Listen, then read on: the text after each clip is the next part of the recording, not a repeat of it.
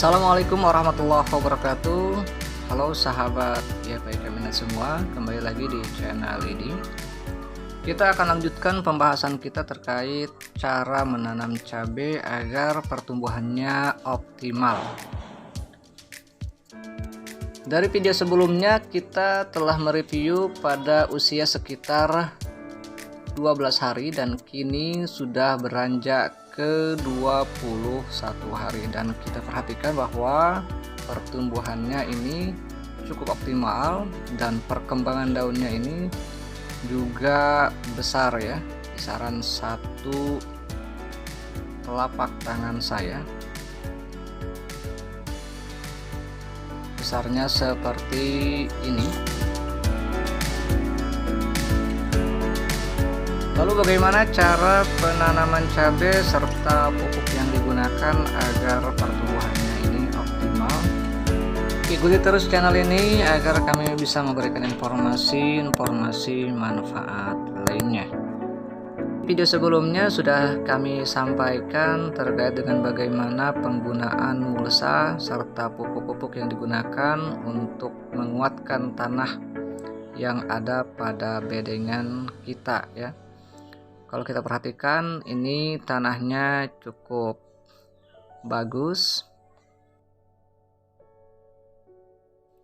Tekstur tanahnya juga ini cukup baik. Kalau kita perhatikan ini tidak begitu padat.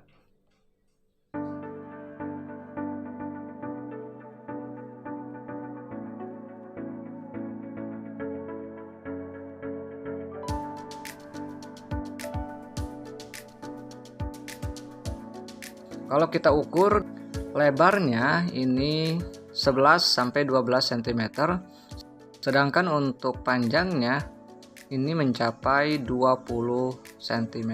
Jadi ini adalah rekor terbaru penanaman cabai yang saya lakukan ya selama ini.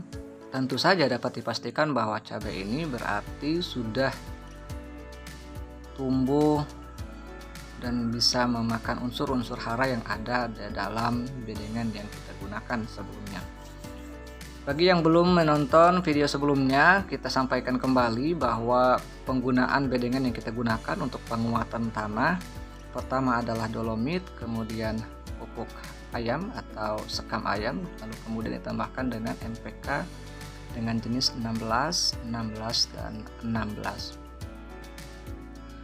Itulah poin penting yang memang kita fokuskan terlebih dahulu sebelum kita lakukan penanaman, sehingga bedengan yang kita gunakan ini benar-benar kuat untuk memacu pertumbuhan penanaman cabai yang akan kita lakukan selanjutnya. Penggunaan dolomit, sekam ayam, dan NPK ini sudah fermentasi karena kita lakukan 1 bulan sebelum penanaman, yang kita tutup dengan mulsa tanpa kita lubangi terlebih dahulu. Biarkan selama 1 bulan sehingga dia memang adanya percampuran dengan tanah yang ada di dalam bedengan tersebut.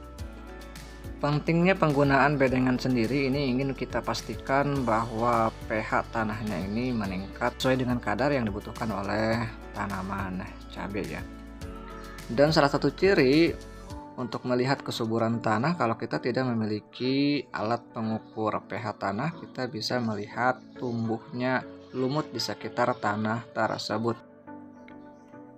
Pada saat pengocoran di usia 7-9 hari, lagi-lagi kita menggunakan unsur yang memang mengacu kepada pertumbuhan akar dan kesuburan tanah ya, yaitu penggunaan asam amino untuk kesuburan tanahnya dan penggunaan fosfat untuk pertumbuhan atau perkembangan akarnya.